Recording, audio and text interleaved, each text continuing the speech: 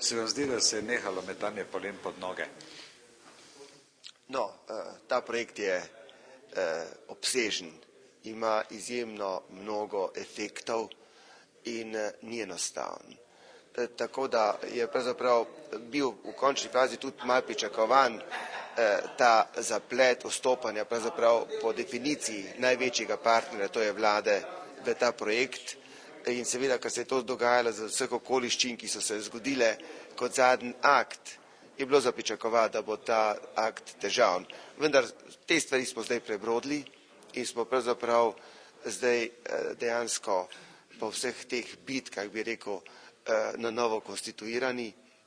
Vidim, da je zavela nova energija. Ste šli kot zmagovalci?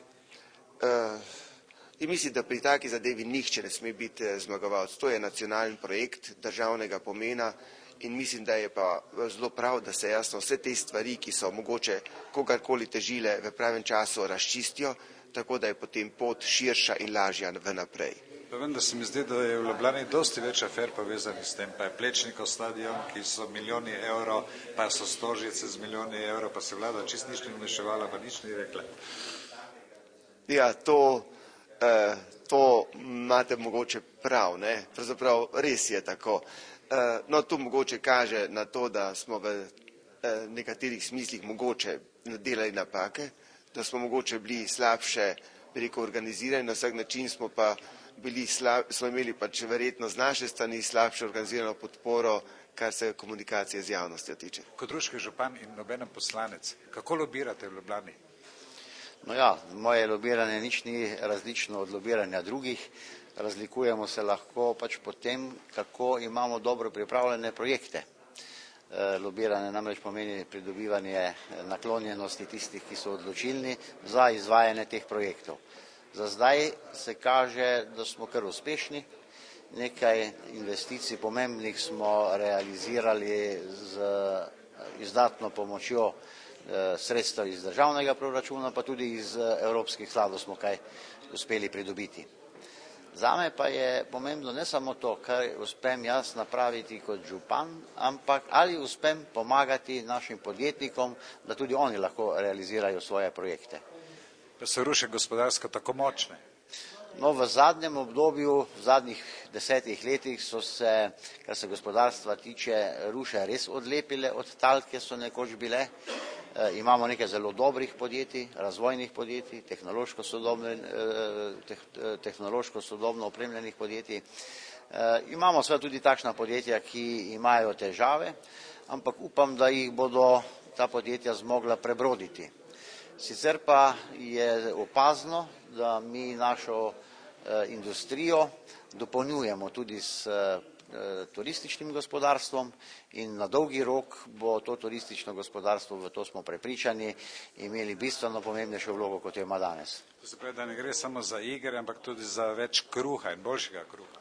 Ja, seveda, saj ljudje morajo najprej zagotoviti spodobno življenje sami zase, potem, ko imajo zagotovljeno to, potem lahko, kot veste, skrbi tudi za tisto preživljanje prostega časa, ki ga štejemo za kvalitetnega, pa seveda tudi za to, da tako kot upamo, drugi ljudje pridejo po znanje in po izkušnje k nam, lahko naši ljudje potujejo po svetu in prenašajo to, kar so tam spoznali v svoj rodni kraj. Zadovoljni z današnjim dnem? Seveda sem zadovoljen. Ne zato, da sem bil imenovan za predsednika organizacijskega odbora, ampak zato, da smo se sestali, da smo postavili nove temelje in da smo pričeli delati na projektu Zimska narzijada. Kaj je to zdaj? Trma ali dokazovanje česa drugega, da Ljubljana nima vedno prav in da je tudi Štajerska z Pohorjem, z Rušami, z Rečami sposobna izpeljati nekaj takega? Ne vem, če vidite trmo. Gre za sanacijo dogodkov, ki so se v tem času zgodili.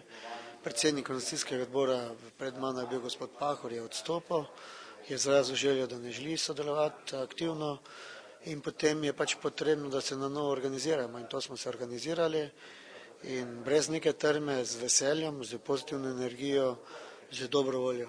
Se pravi, da gospod Pahor nima prave volje v začetku, da bi bil predsednik organizacijskega odbora?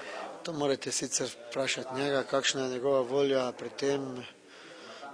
Jaz vem, da to, kar sem mesto obljubil, moram tudi izpeljati in slediti svojim ciljem in obveznostmi, ki jih kakorkoli imam.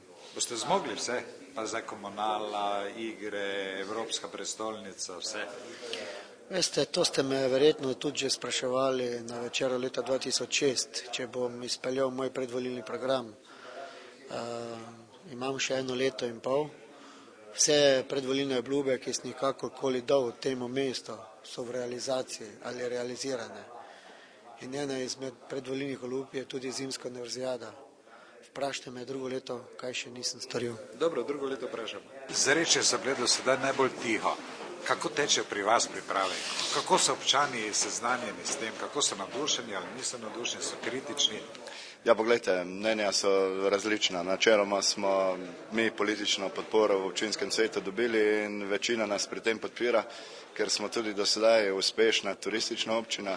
Poleg tega smo pa že do sedaj gostili veliko športnih ekip in je en segment našega turizma usmerjen tudi športni turizem in je to tudi naša razvojna perspektiva za prihodnje.